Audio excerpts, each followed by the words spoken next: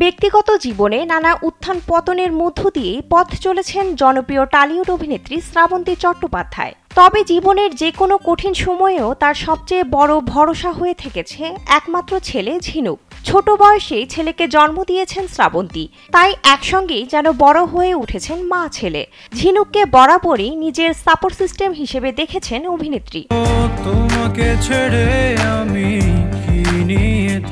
সম্প্রতি এক সাক্ষাৎকারে ব্যক্তিগত জীবন প্রসঙ্গে শ্রাবন্তীকে জিজ্ঞেস করা হয় ছেলের বিয়ে হলে তিনি কেমন শাশুড়ি হবেন। হেসে জবাব দেন শ্রাবন্তী। তিনি বলেন, আমি একদম টিপিক্যাল শাশুড়ি হব না, আমি খুবই খোলা মনের মানুষ। স্যান্ডেলিনা সো, রূপচর্চায় আভিজাত্য। আর আমার ছেলে ঝিনুক একদমই মাম্মাস বয় না, ও আমারই ছেলে।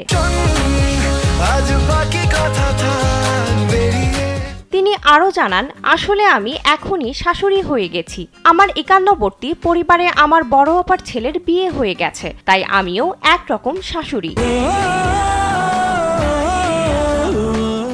এছাড়াও টলিউডে নায়িকাদের পারস্পরিক সম্পর্ক ও ক্যাটফাইট নিয়ে প্রশ্ন করা হলে শ্রাবন্তী বলেন, নিজেদের মধ্যে ঝামেলা করে লাভ কি, সবার নিজস্ব লড়াই আছে, জায়গা তৈরি করতে হয় নিজের কাজ দিয়েই। তবে প্রতিযোগিতা নিয়ে বিন্দুমাত্র চিন্তিত নন শ্রাবন্তী, বরং নিজের ছবির সাফল্য নিয়ে ভীষণ আত্মবিশ্বাসী। বলেন, সবাই নিজের কাজের মাধ্যমেই নিজের জায়গা করে নেয়, এসব নিয়ে ভাবার কিছু নেই।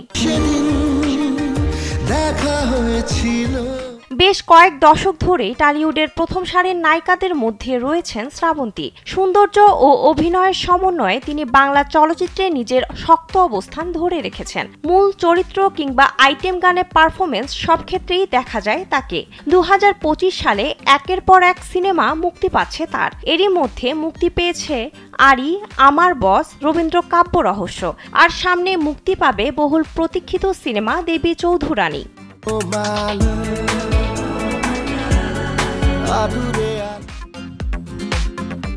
বিনোদন ডেস্ক, কালবেলা।